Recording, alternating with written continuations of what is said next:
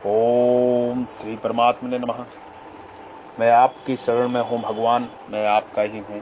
मैं केवल भगवान का हूँ और केवल भगवान ही मेरे हैं। मैं केवल परमात्मा का हूँ और केवल परमात्मा ही मेरे हैं। मैं आपकी शरण में हूँ भगवान, मैं आपका ही हूँ। श्री राम कृष्ण हरिहर शरणम ओम। श्री राम कृष्ण हरिहर शरणम ओम। ओम श्री राम कृष्ण हरिहर शरणम मम ओम। मैं आपकी शरण में हूँ, मैं आपका ही हूँ भगवान। मैं केवल भगवान का हूँ और केवल भगवान ही मेरे हैं।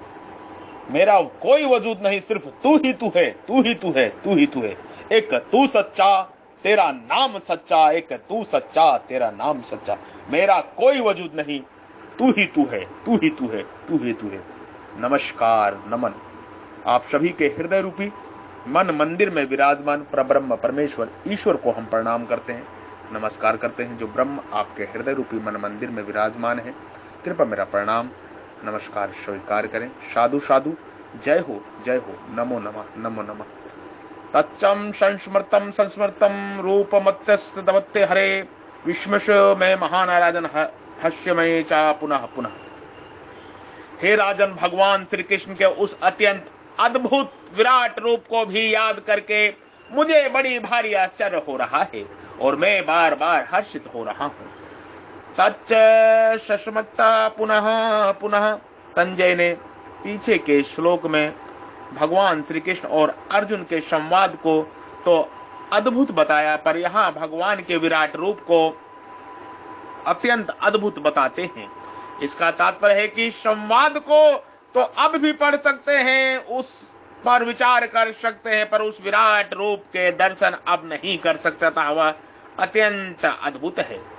11वें अध्याय के 9वें श्लोक में संजय ने भगवान को महायोगेश्वर कहा था। यहाँ विश्व में महान पदों से कहते हैं कि ऐसे महायोगेश्वर भगवान के रूप को याद करने से महान विस्मय होगा ही। दूसरी बात, जीव रूपी अर्जुन को तो भगवान ने कृपा से द्रवित होकर विश्व रूप दिखाया, पर मेरे को तो व्यास जी की कृपा से देखने को मिल गया। यद्यपि भगवान ने रामावतार में कौशल्या अंबा को विराट रूप दिखाया, कौशल्या अंबा को विराट रूप दिखाया, और कृष्ण अवतार में यशोदा मैया को तथा कौरव सभा में दुर्योधन आदि को विराट रूप दिखाया, तथापि वह रूप ऐसे अद्भुत नहीं था कि जिसकी डाल में बड़े बड़े योद्धा लोग फंसे हुए हैं और दोनों सेनाओं का महान संहार हो रहा है। इस प्रकार के अत्यंत अद्भुत रूप को याद करके संजय कहते हैं कि राजन, यह सब तो व्यास जी की, महाराज की कृपा से ही मेरे को देखने को मिला, नहीं तो ऐसा रूप मेरे जैसे को कहां देखने को मिलता है। भगवान ने अपना विराट रूप सीमित दिखाया था, अगर जीव न घबराते तो भगवान और भी रूप दिखाते, पर उतने से ही संजय बड़ा आश्चर्य कर रहे हैं।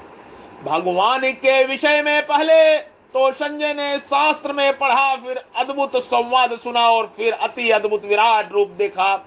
तात्पर्य है कि शास्त्र की अपेक्षा कृष्ण अर्जुन संवाद अद्भुत था और संवाद की अपेक्षा विराट रूप अद्भुत था, इसलिए संजय ने संवाद को अद्भुत कहा। सर्वादिमदभुतम, विराट रूप की अत्यंत अद्भुत कहा, रूप मत्यभुतम।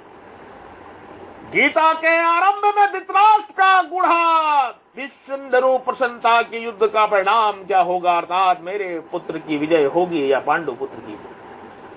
आगे के श्लोक में संजय धृतराष्ट्र के उस प्रश्न का उत्तर देते हैं।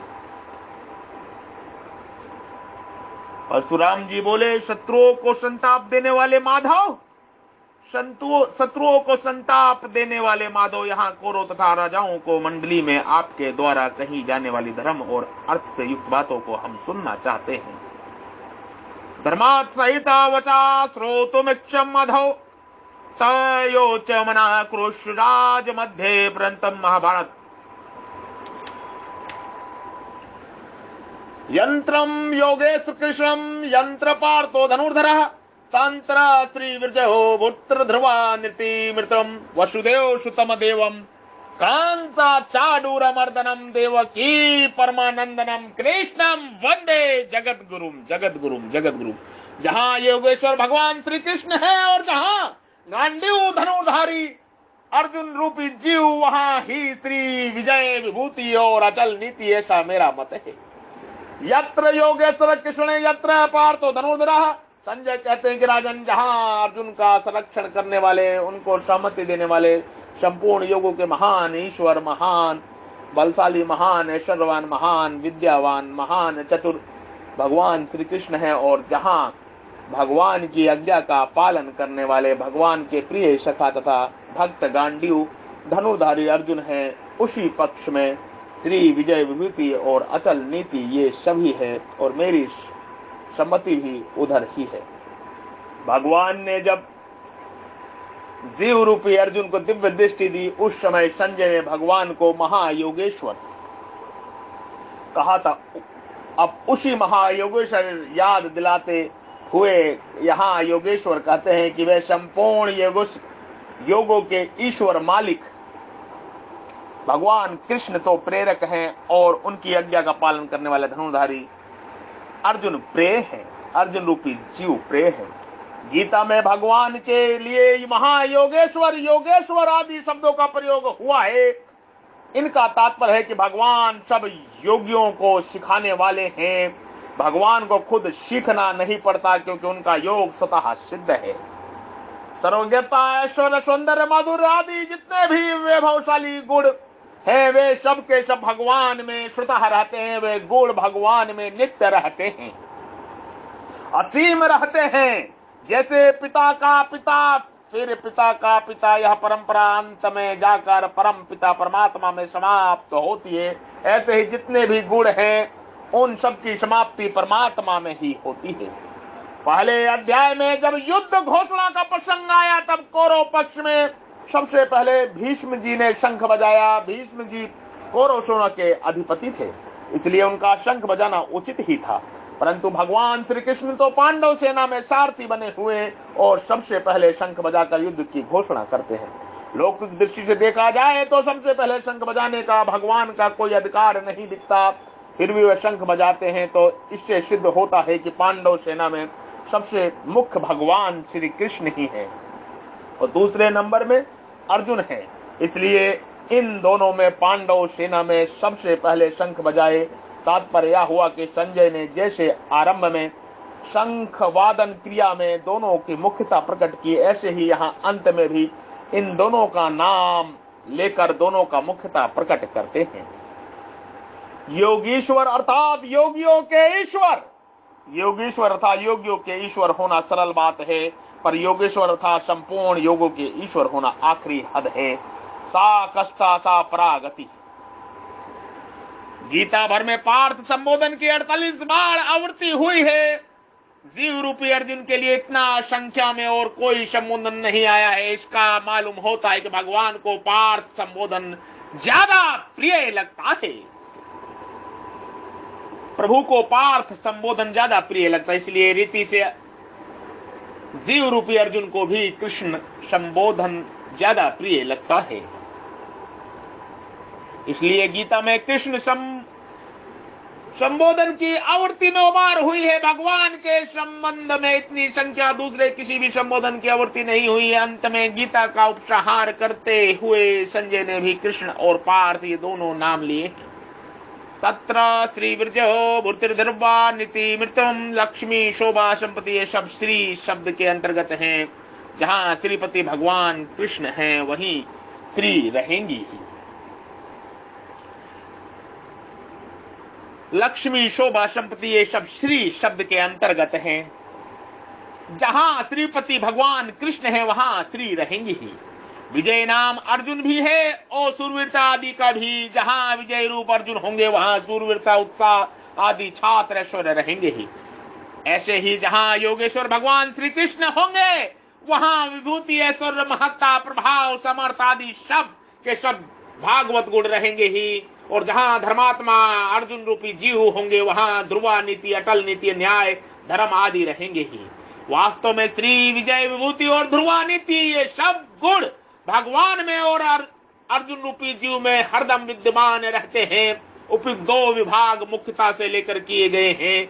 योगेश्वर श्री कृष्ण और धनुर्धारी जीव रूपी अर्जुन, ये दोनों जहां रहेंगे वहां अनंत ऐश्वर, अनंत मधुर, अनंत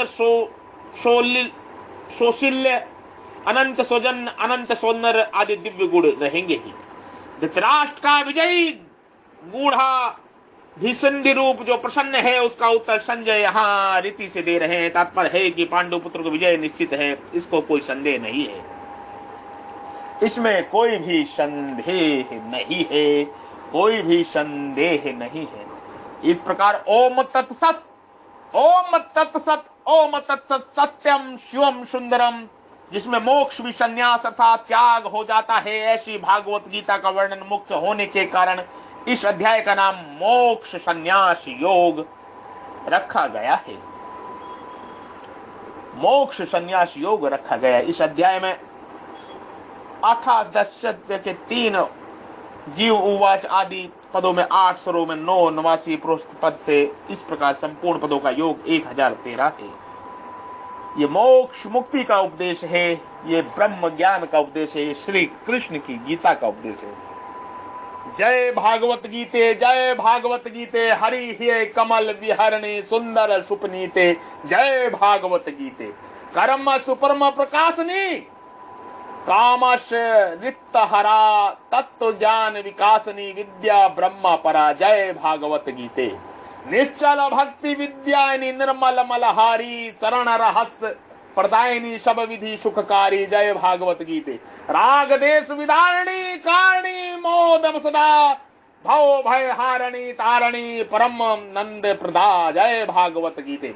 असुर भाव विनाशनी, नाशनी तम रजनी, देवी सदगुणिदायिनी, हरि रसिका सजनी, जय भागवत गीते। समता त्याग सिखावनी, हरि मुख की बानी, सकल शास्त्र की स्वामिनी, श्रुतियों की रानी, जय श्री भागवत गीते, जय भागवत गीते।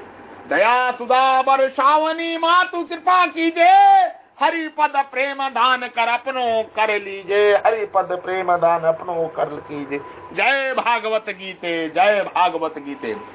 आप सभी के हृदय रूपी मन मंदिर में विराजमान ब्रह्मा परमेश्वर ईश्वर को मैं प्रणाम करता हूं, नमस्कार करता हूं, जो ब्रह्म आपके हृदय रूपी मन मंदिर में विराजमान है।